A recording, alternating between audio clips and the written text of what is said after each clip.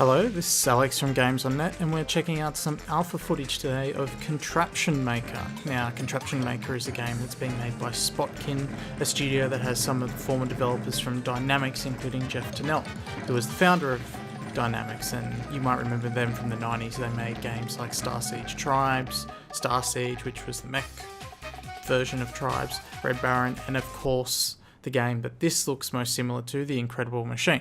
So we'll get right into it, and there's only 5 puzzles from the developers right now. There's a whole bunch more from Steam Workshop that we'll have a look at later, but this one's one of your fairly basic ones. Get the basketball into the box. So you've got all the things that you would remember from The Incredible Machine. You've got a range of balls that you can work with. You have your conveyor belts. You have a little bit of bouncy pads, boxes, bricks that you can make longer. And we'll see here now, it's just a simple process, just the make sure that the box doesn't fall over and the ball will do the rest of the work. And it just hits the end there and rests nicely. So that's that puzzle done with. A lot of the difference with this Contraption Maker as opposed to playing any of the old Incredible Machine games is that it is all in HD, so you're going to have puzzles that are a lot larger and a lot more complicated, but obviously starting out things are going to be very familiar. And we just see here now with the objective, turn on the blender, and it's pretty basic. Get a bowling ball on to the hamster wheel, the hamster will power the gear, the bowling ball will go up on the anti-gravity pad, which is an anti-gravity pad, and then you just have to get to turn on the blender, have the ball come downwards somehow. So we're just going to move over the vent so the ball will rotate down. Just use this seesaw here and see if we can just sort of angle it underneath. I realise now playing afterwards a better way would probably be have the seesaw and the pipe rotated around so that the pipe angles the ball down directly onto the switch, but that's always like a factor of playing these kind of games. I have no idea how the switch just didn't turn on then, but yeah, you have like that trial and error element of just moving things inch by inch, and we've got the blender on there anyway.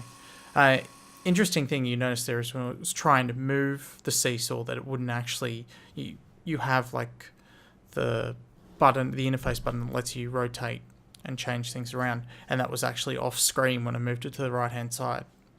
So this one's basic. We're introduced to Tim, who is a sort of a little character that we have a Contraption Maker, and you have to get him back to his house, and this is pretty basic. The same if you played The Incredible Machine, you would have had a lot of these puzzles, or if you played Amazing Alex on Android or iOS, which is very, very similar in spirit. Also a very good game on tablets. So we'll just use a nitro here, blow a hole up, and just have Tim, he'll just walk through the pipe, drop down, hit the bucket, and turn around and go home. Nice and easy. Now, some interesting stuff about Contraption Maker. It's actually the same amount to buy into the alpha at the moment as it is to buy the whole Incredible Machine back from Good Old Games. So the question is, what do? Do you buy a pack of 5 complete games, or do you buy one game that's in development, in alpha, no less, and support, in the hope that it'll get better later on? It's kind of an interesting conundrum, because at the moment there's only the 5 puzzles here that are being made by the developer. There's an interface that could use a bit of work. I mean, even it does look a little dated. I mean, you can see that the fonts look a little bit blurry. There's the problem I mentioned earlier with the buttons going off screen. But it is, at the other hand, it's only $10, so it's something that is worth checking out if you're a fan of The Incredible Machine. And we just got to basically one half of the puzzle here, so you can see if you can get that middle bowling ball down, then it's going to cut the bucket, it's going to hit the seesaw, the trapdoor will come down, and then Waldo, the fat cat, he'll get fed on his own, which is kind of a bit disappointing. You think they'd make it so that you had to interact with both sides of the puzzle at the same time, but this one is just effectively just knock that middle bowling ball down. So we've already actually, just through a bit of luck really, skipped one part of the puzzle, which was worrying about the balloon, because the pinball and the bumper have just essentially just knocked that bowling ball out straight away. So we're just going to use the accelerator pipe, and that's going to do all the work for us. Little Waddle is just going to waddle over, get his cat food, I wish my cat was that plastered.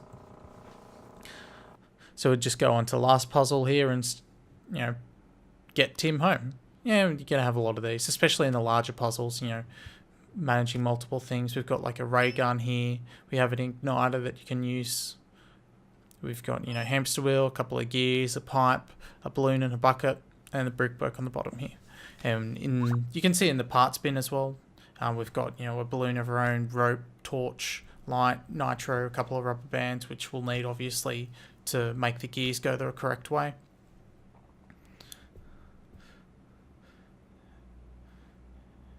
So the first step probably here, I'd say, is we've got to get that hamster wheel working somehow.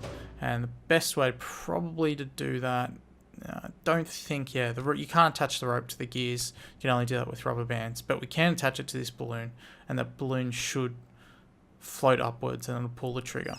Good, and that'll kick off the hamster wheel. So the next step, I think, from there is to just get a couple of rubber bands onto the gears and then onto the conveyor belt, and that'll get the conveyor belt going the right way.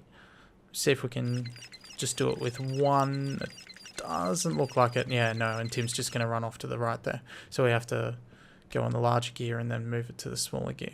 See here, like the interface is a little bit tricky. When you click on the wrench icon to move something, you've got to hold it down. It's not quite as good as it could be, but again, it is in alpha. The game needs some work. So Tim will go over to the left-hand side now on the conveyor belt. I wonder if you can actually blow up the balloon with the nitro. You can't. So we'll have to bin that and think of something else. Got the torch here. And we're just going to light the candle. Wonder what maybe the best way to do that is. It's got quite a long range that you used to remember back in the Incredible Machine. You had to have the torch and anything else that the torch would be lighting, it all had to be on a similar plane. You couldn't have it like so far below. But we'll use the nitro. We'll just drop it onto the torch there and it'll blow up. We'll go through the magnifying glass and that'll light up just nicely. Except Tim decides he wants to walk to the right side of the bricks.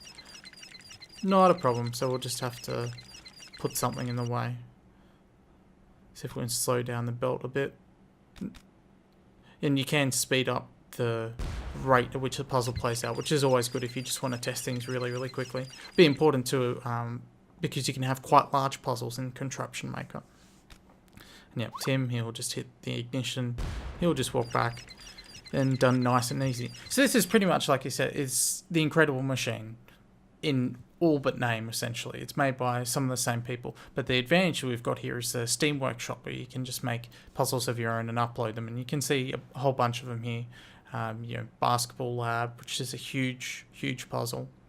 And that's one of the differences between this, that when Contraption Maker eventually does pick up, is you're going to have massive, massive puzzles, way larger than anything you could have before, anything you could have in the old games, and things that are going to be, you know, 3, 4, 5 screens large. And there's going to be a lot of trial and error going through and testing in a lot of different parts, because you can do that now. You can support that amount of mathematical computations and, you know, different amounts of balls and having things go everywhere, and that's going to be the fun of it. But at the moment the game's in alpha, so it's really relying on the community to create and generate that content.